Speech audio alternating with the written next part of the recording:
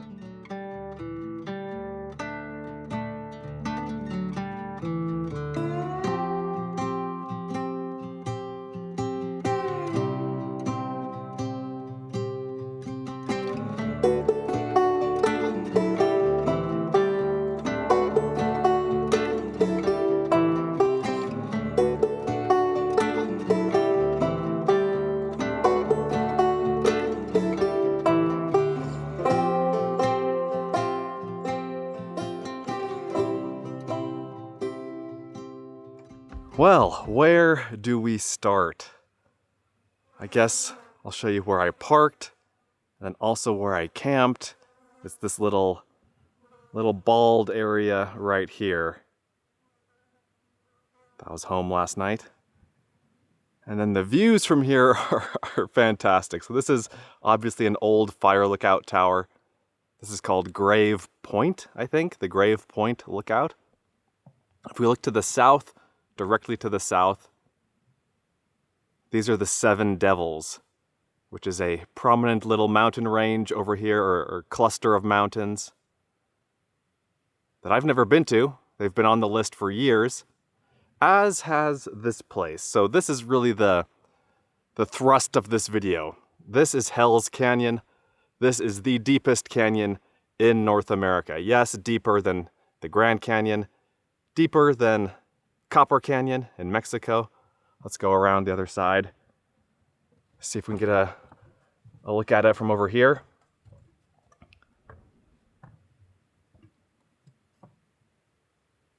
And that is where we are headed today. The Snake River is somewhere down in the depths of this valley. And what you can see over here, so all of this is Oregon.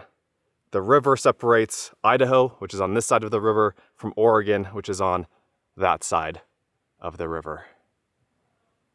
Glorious place, glorious views, glorious morning. I'm excited for the day's adventures. This lookout tower is no longer actively used, but it is used, or at least it's on standby kind of for emergency use. Can't really see much in there except for a bunch of mouse droppings on that table right there. All right, let's get out of here. We've got some hiking to do. Well, first we've got some driving to do. A camp was established here in 1922 to look out for fires, and then a structure was built in 1924, and then a bigger structure was built in 1954. I don't remember when this one dates to. I don't think this dates to then. This seems newer than that, but I'm not entirely sure. From here, we're gonna drive into the bottom of Hell's Canyon. There aren't a lot of places where you can do that. It's fairly inaccessible given its depth, given the remoteness of this area, but you can access it in a couple of places. The place we're going to is called, I think, Pilgrim's Landing, and it's about a 13-mile drive on very twisty winding roads from here to get there. So that's what we're gonna do now. I'll meet you at the bottom.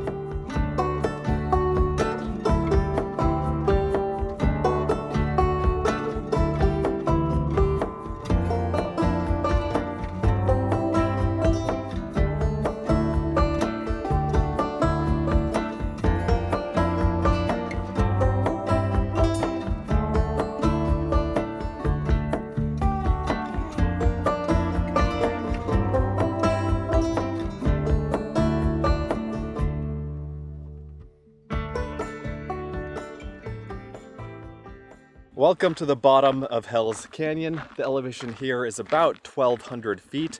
The ridge up there where we were is at about 5,600 feet. So the canyon here is about 4,400 feet deep, at least measured from that point. At its deepest, so again, this is the deepest river canyon in North America. At its deepest, it's 8,000 feet deep. For comparison, the Grand Canyon is about 6,000 feet deep. We are gonna go for a long-ish hike down here. The trailhead for that is over this way. But there is a little short interpretive trail that goes to some rock art here that I wanted to go to first. The sign here says that Hell's Canyon was first occupied as early as 7,000 years ago, but most of the rock art was made within the last 2,000 years. Also, I called this area Pilgrim's Landing earlier, but I misspoke. It's called Pittsburgh Landing, not Pilgrim's Landing. I'm looking closely at this rock, trying to figure out if there's anything on here. I don't think so. There are several boulders here. Don't see anything on this one. There's a picture of someone looking at this. Is that this rock over here? Not seeing it. Ah, here we go. Interesting shape of this boulder here. You can tell it's been shaped by water. In fact, there's still some water in there. But yeah, the petroglyphs are all along here. I'm not sure if there's a discernible shape or image here. Looks like a pattern. Maybe it's a map. Who knows?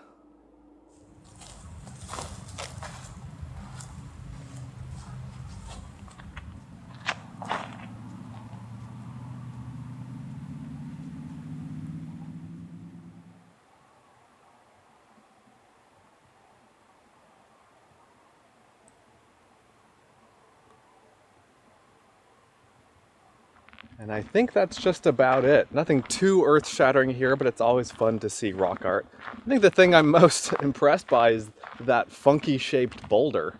This one here, I showed you the little puddle of water in there right now. But I didn't show you this side. It's like a little basin. This is like a bathtub right here.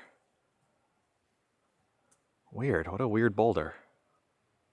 And now here we are at the trailhead, at the bottom of the canyon. You can see a group of boaters right there. Looked like they camped on shore last night, maybe. But look at this beautiful canyon. The trailhead is right back here. There's a little pit toilet and room for a few cars and not much else. I'm hiking upstream on the Snake River National Recreation Trail, or at least a portion of the trail. I don't remember how long the trail is in its entirety, but I'm just doing a 5 or 6 mile stretch of it, going 5 or 6 miles out and then 5 or 6 miles back. I'm hiking upriver, upstream, so I'm guessing the hiking will be, more or less slightly uphill as we go this way, and more or less downhill as we come back.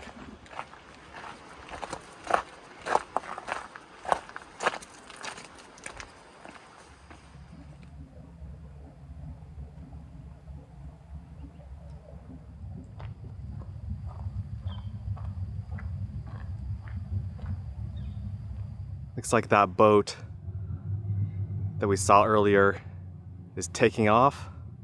I think this is a jet boat. There are jet boat tours in this canyon, as well as more traditional rafting trips.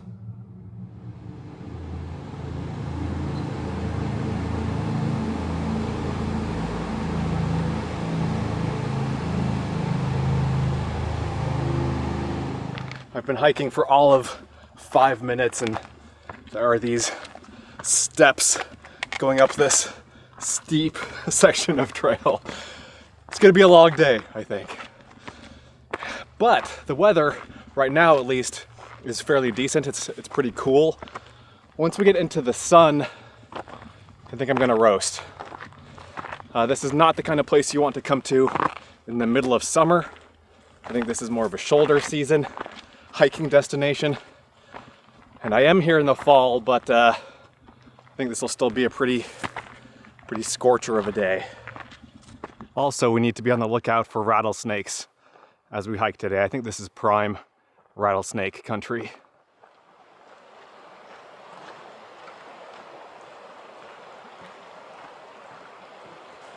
As I said, this canyon is a hotspot for whitewater rafting, and there are a lot of rapids down in here.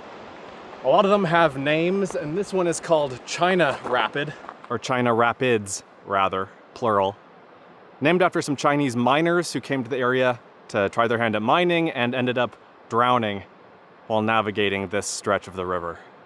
And there are other places downstream named China Bar and China Garden, again for the Chinese miners who were in this area. There's also a massacre site several miles downstream. I think a couple dozen Chinese miners were massacred over there by the Americans here. I couldn't really find a lot of information about it. I'll put a link to it down below. That's a spot I'd like to visit in a future video, but you have to hike in like a day or two to get to it. I don't think it's close to anywhere. So we'll have to save that for another adventure, another day, another video. But it's just another very interesting, if tragic, piece of history in this beautiful place here.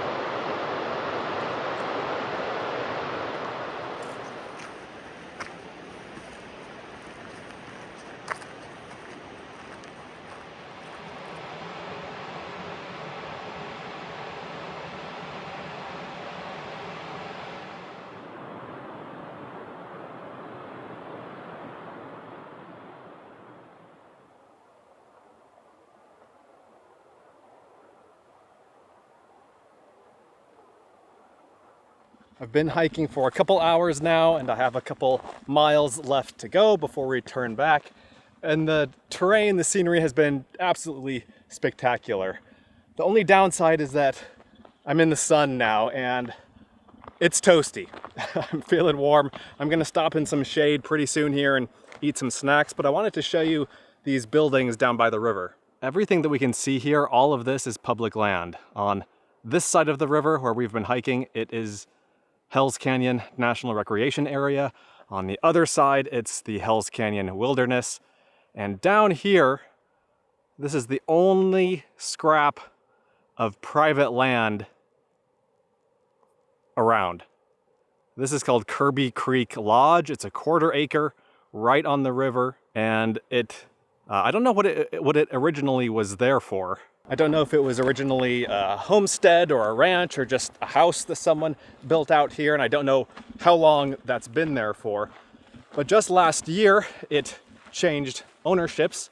A guy who runs jet boat and rafting trips in the river here bought it, and he uses that as a lodge, so you can stay there. It's fairly expensive. It's like a couple $100 per person per night, and then for another $27 you can have a meal, have a lunch cooked for you there. Interesting spot. I will not be going down there, but can you imagine waking up to this and like having that as your house? That would be insane.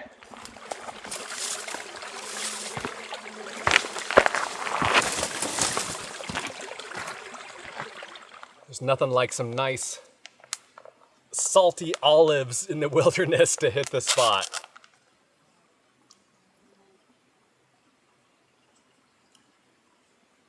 That's good stuff.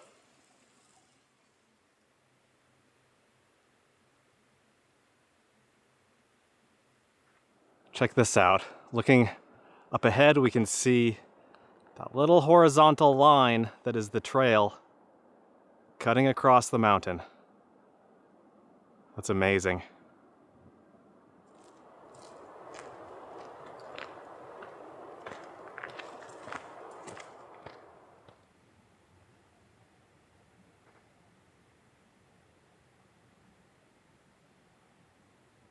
All right, so I came around this corner here and I got my first glimpse at our destination. This is our turnaround point.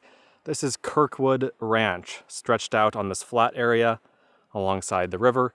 This is a historic property. It was first settled in 1880 by a doctor named Kirkwood.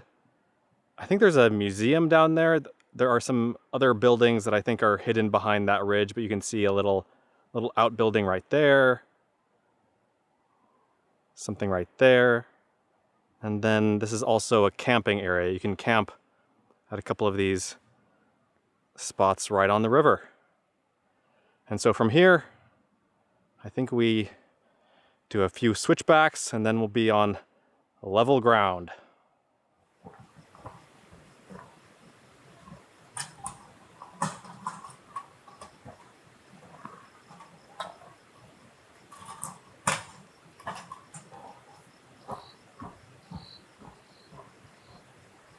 The hike here was about 6 miles, took me 3 hours and 15 minutes with about 800 feet of elevation gain. And that was such a cool hike. I feel like I was, in the Andes, in Peru or something like that, traversing these little trails that have been in the mountains since the Inca times. Just this tiny, narrow little trails with cliffs and, on the side of a steep mountain. It was so cool. What a great trail. This ranch, I don't really care that much about. The thing I wanted to do was hike the trail, and this was a convenient turnaround spot. But we'll poke around a little bit and see what there is to see here. It's not every day you see a bathroom with antlers on it, or old, looks like farming machinery, farming implements down here. And this looks like part of a bed frame. And more farming stuff, more old buildings. And let's see, we have a museum right here. There's a sign on it that says open. And we have some sort of house or building right here. Okay, let's go inside the museum here. There's no one around. It's a little bit eerie. There are books and hats. I don't know if this stuff is for sale. I think this is just a display, but I don't know. They're like old souvenirs here, I guess. There are these little displays talking about the lives of previous residents of the ranch here.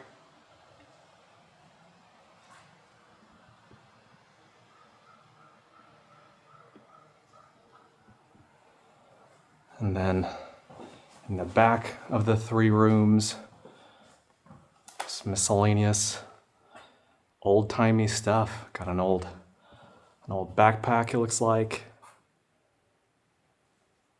Old saddle. An old handmade wheelbarrow. Just old signs and relics. It's kind of neat. Interesting little spot. This is run by the U.S. Forest Service. They're the ones that manage the National Recreation Area here. Oh, and look at this. Old atlatl darts and arrowheads and awls.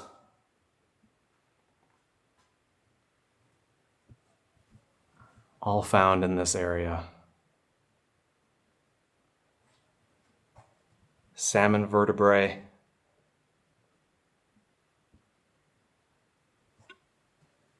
Huh. And then this bigger, impressive house here was built originally in the 1930s. And people moved here to basically live cheaply and wait out the Great Depression. Then it was added to and expanded over the years. And then farther up this canyon, I think we'll go there next, is an old moonshiner's mansion. And check this out. We have an irrigation flume right here, moving water around the property from the little creek that the ranch is on.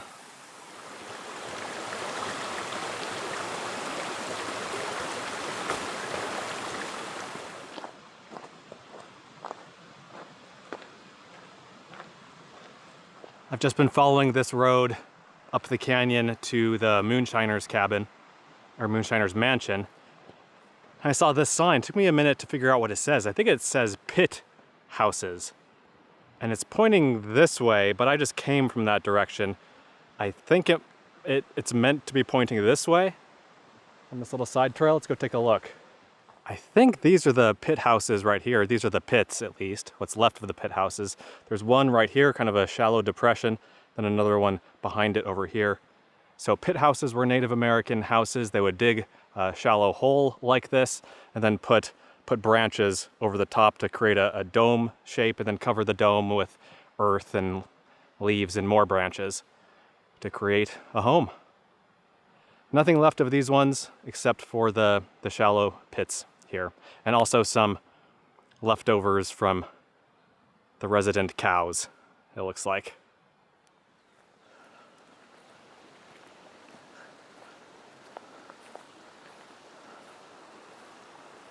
So this is the Carter Mansion.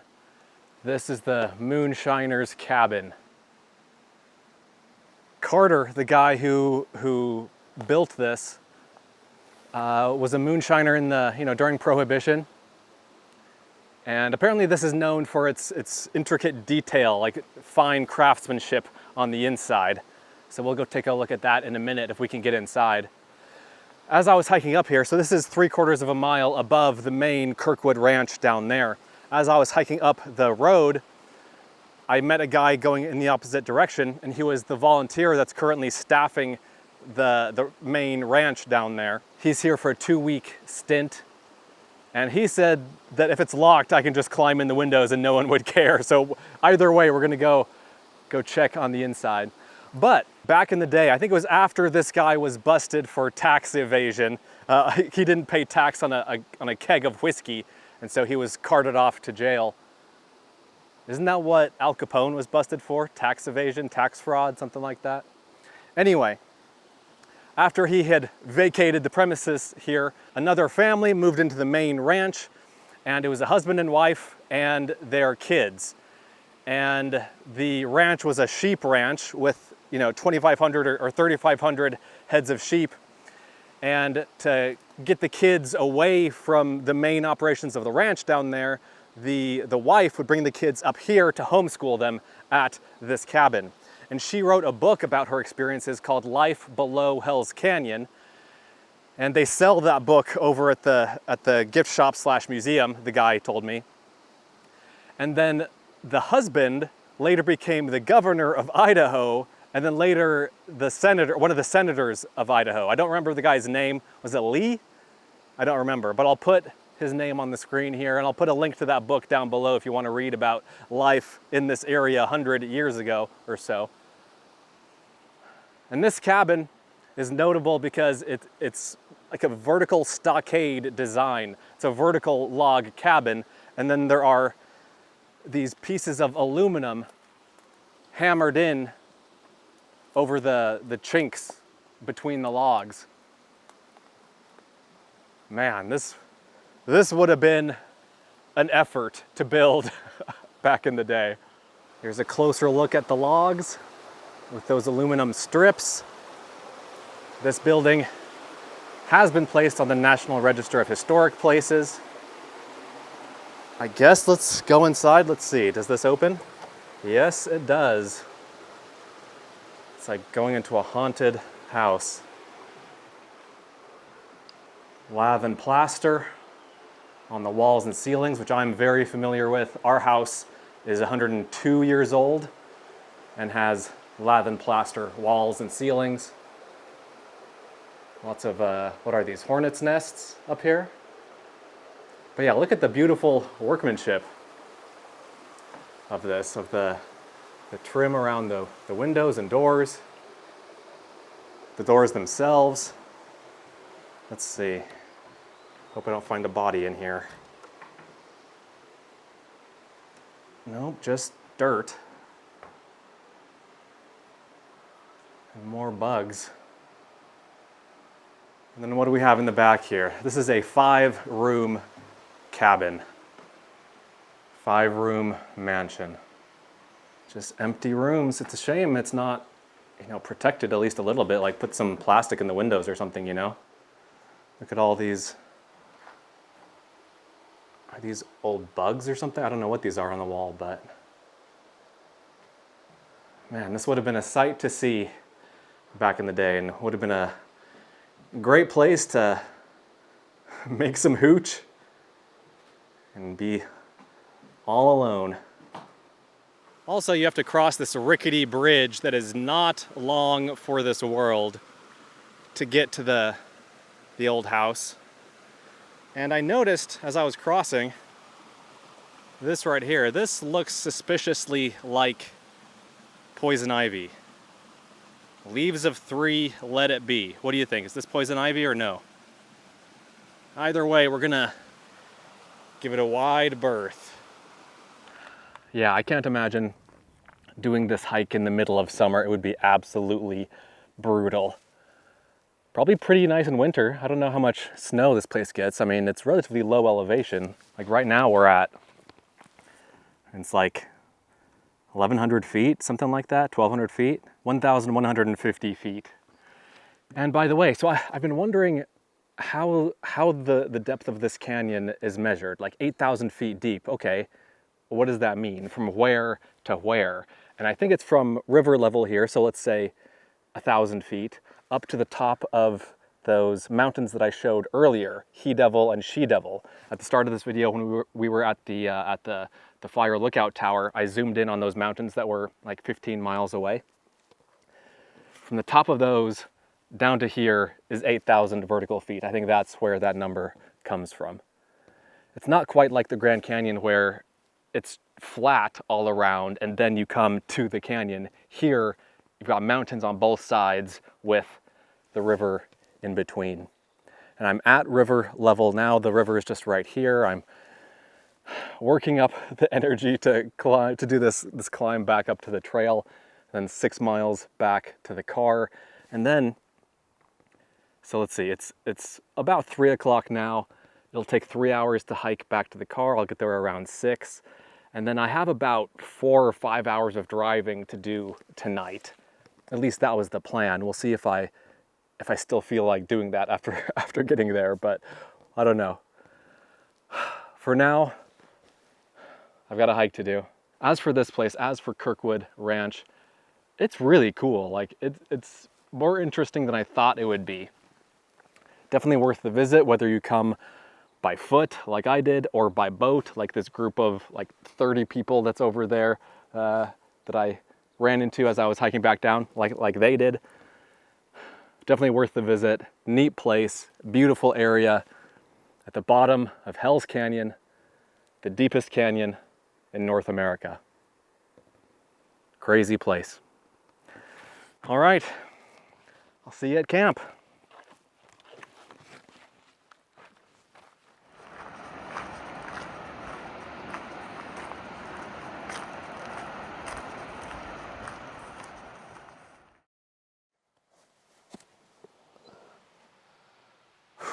Good morning. Yesterday was a very, very long day. The hike back, just as pretty as it was on the way there, but it was so hot. I got back to the car and it said 92 degrees. That's one of the hottest hiking experiences I've had in recent memory. I had plenty of water. I had like a gallon of water for the entire day, and I have a filter, a little emergency water filter in my backpack, and so I could have gone down to the Snake River and filtered water if I really needed to. But man, it was so hot. No wind, just brutally hot and sunny. Very unpleasant hiking on the way back. And as I was hiking, and then as I was doing the initial drive, I was thinking, you know what? I was planning on driving 4 or 5 hours tonight, but why stop there? Why not do 7 or 8? And that's what I did. So I got to this area at about 1 o'clock last night.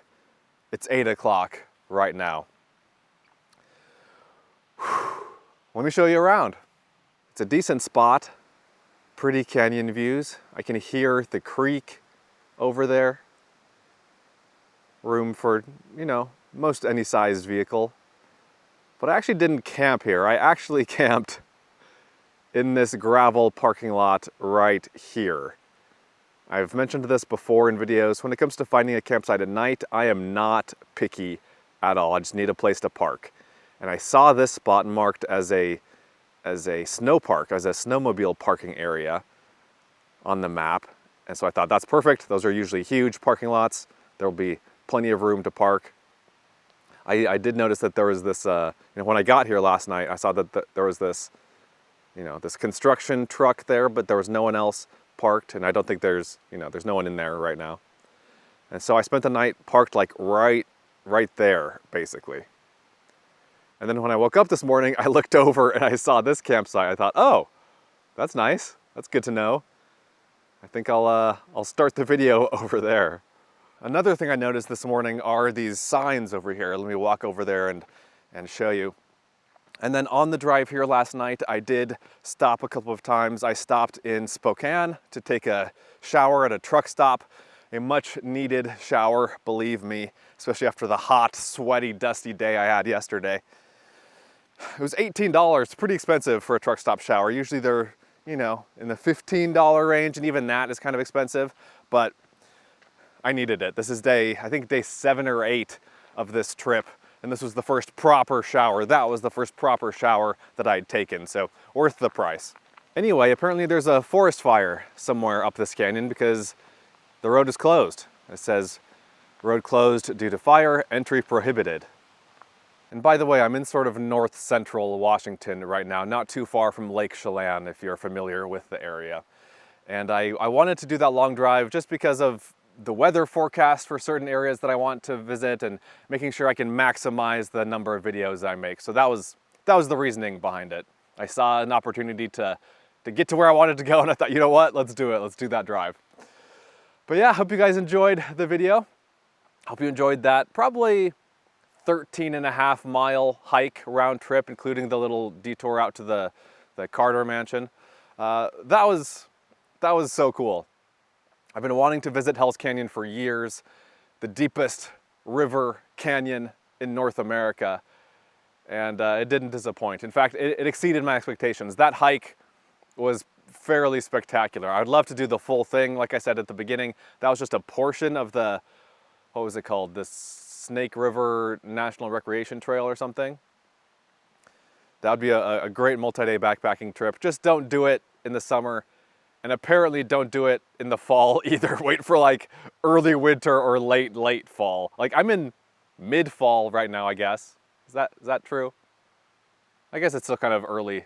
It's like late September right now, but it was still too early. Anyway, hope you guys enjoyed it. Thanks for watching. Let me know what you think. Let me know what your favorite part was. Let me know if you have any questions. I'll see you in the next one. Be sure to check out Adventure Know-How, my new site, where you can gain access to a map of all of my free campsites, plus monthly bonus videos that you won't find anywhere else. Learn more at adventureknowhow.com. And for links to everything else SUV RVing related, visit suvrving.com. Links to these sites and more will be in the video description.